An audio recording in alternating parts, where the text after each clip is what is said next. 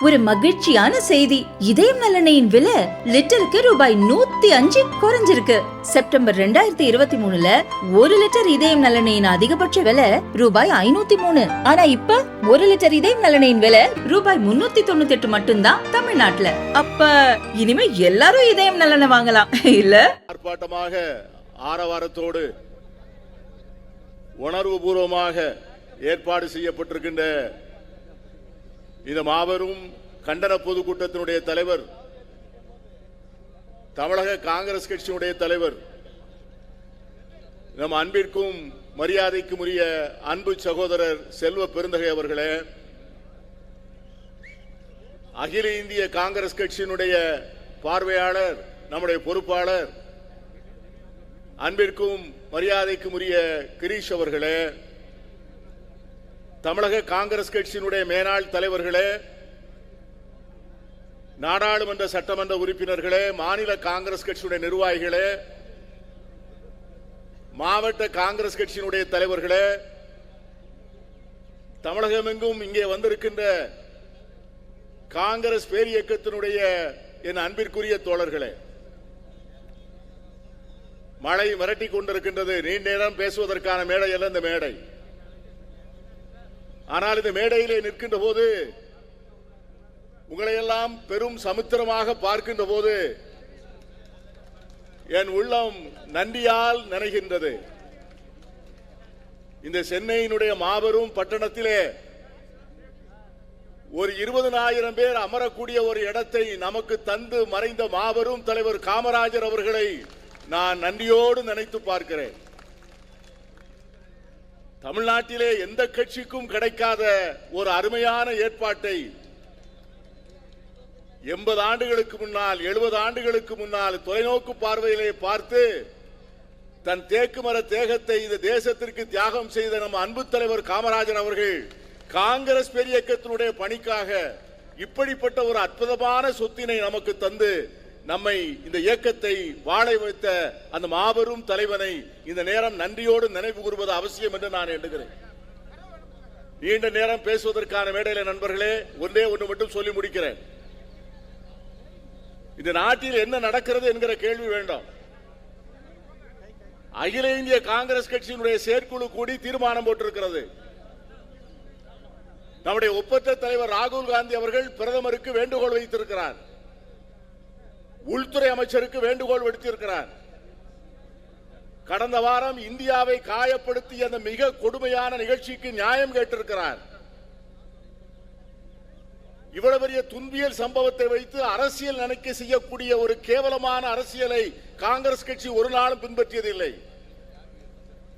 இதை போன்ற ஒரு சம்பவம் புல்வாமாவிலே நடந்த போது 45 வீரர்கள், இந்திய வீரர்கள் உயிரோடு கொல்லப்பட்ட போது, அன்றைய தினம் தேசமே கண்ணீர் வடித்த போது, அன்றைய பிரதமர் மன்மோகன் சிங் அவர்கள் இந்த தேசத்தினுடைய எதிர்காலத்தை பற்றி கவலைப்பட்டுக் கொண்டவராக எவ்வாறு இதை முன்னெடுத்து செய்யலாம் என்று சிந்தித்துக் கொண்டிருந்த போது, குஜராத்தில் இருந்து வந்த ஒரு மனிதர், அன்று முதலமைச்சராக இருந்தவர், பம்பாய் மாநகரிலே வந்து பத்திரிகையாளர்களுக்கு பேட்டி கொடுத்து இந்த நாட்டினுடைய அன்றைய பிரதமரை பார்த்து சொன்னார், இவர் கோழை,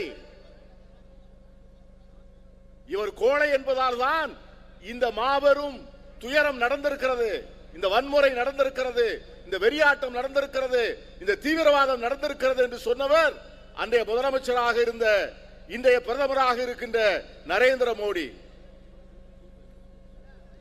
பத்திரிகையாளர்களை சந்தித்தார்.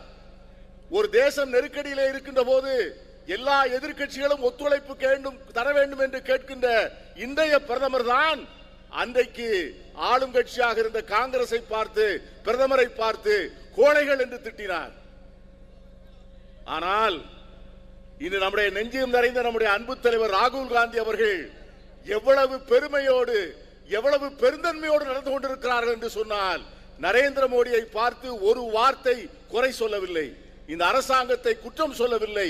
மாறாக காங்கிரஸ் கட்சி இந்த அநியாயத்தின் மீது, அக்கிரத்தின் மீது நடவடிக்கை எடுப்பதற்கு எல்லா விதமான ஒத்துழைப்புகளையும் தருவோம் என்று பகிரங்கமாக அறிவித்திருக்கிறார். அதுதான் ராகுல் காந்திக்கும் மோடிக்கும் உள்ள வித்தியாசம். நான் கேட்கிறேன் நண்பர்களே, இன்னைக்கு 10 நாட்கள் ஆகிவிட்டன. இதுவரை என்ன நடவடிக்கை எடுத்திருக்கிறீர்கள்? பாகிஸ்தானிலே தீவிரவாதிகள் எல்லாம், பயங்கரவாதிகள் எல்லாம் அவர்கள் இருக்கின்ற இடத்தை காலி செய்து ஓடிய பிறகு அங்கே போய் தாக்குதல் நடத்த போகிறீர்களா? விமானத்தை ஓட்டி காண்பிக்கிறீர்கள், கப்பல்களை கடல்களிலே விடுகிறீர்கள். பிரதமர் அடிக்கடி கூட்டம் நடத்துகிறார், ராணுவ அமைச்சர் கூட்டம் நடத்துகிறார். ஆனால் என்ன நடக்கிறது எனக்கு தெரியவில்லை எப்படி நடந்தது என்று.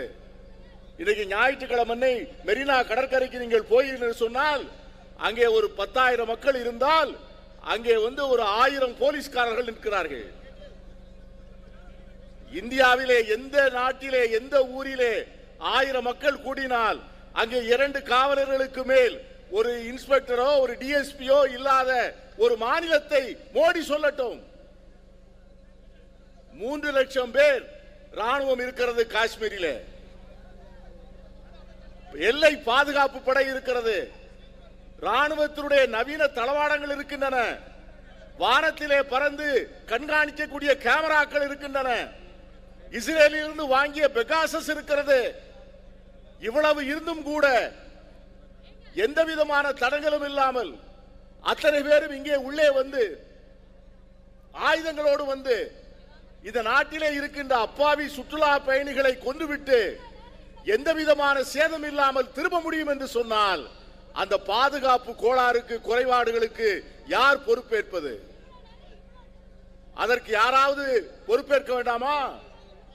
மும்பையிலே அந்த சம்பவம் நடந்த போது நம்முடைய உள்துறை அமைச்சரை சிவராஜ் பட்டீலை ராஜினாமா செய்ய வேண்டும் என்று இந்த பாஜக அரசாங்கம் கேட்டபோது நம்முடைய மாண்புமிகு முதலமைச்சராக இருந்தவர் அன்னை காங்கிரஸ் கட்சியின் தலைவி அன்னை சோனியா காந்தி சிவராஜ் பட்டீலை ராஜினாமா செய்ய சொன்னார் அல்லவா? அந்த ராஜினாமா செய்ய சொன்ன பொறுப்பேற்ற காங்கிரஸ் எங்கே? புல்வாமாவுக்கு பிறகு அதற்கு பிறகு 540 காவலர்கள் காஷ்மீரிலே கொலை உண்ட பிறகு இவ்வளவு பெரிய சம்பவம் நடந்த பிறகும் நான் எந்த விதமான பொறுப்பும் ஏற்க மாட்டேன் என்று சொல்லுகின்ற மோடியும் அமித்ஷாவும் எங்கே? அந்த கேள்வியை கேட்கத்தான் ஆசைப்படுகிறோம்.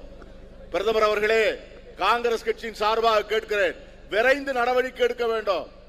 பயங்கரவாதிகள் அந்த இடங்களை விட்டு காலி செய்து போவதற்கு முன்னால் அவர்களுக்கு சரியான பாடம் கற்பிக்க வேண்டும்.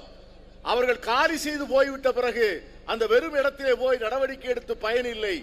ஆகவே காங்கிரஸ் கட்சியின் சார்பாக கேட்கிறோம், தீவிரவாதிகள் மீது கடுமையான நடவடிக்கை எடுங்கள், எந்த விதமான நடவடிக்கையிலும் எடுங்கள், அதற்கு ஒத்துழைப்பு தருகிறோம். அப்படி நடவடிக்கை எடுக்க முடியவில்லை என்று சொன்னால் நீங்கள் ராஜினாமா செய்யுங்கள் என்கிற கோரிக்கையோடு விடைபெறுகிறேன். நன்றி, வணக்கம்.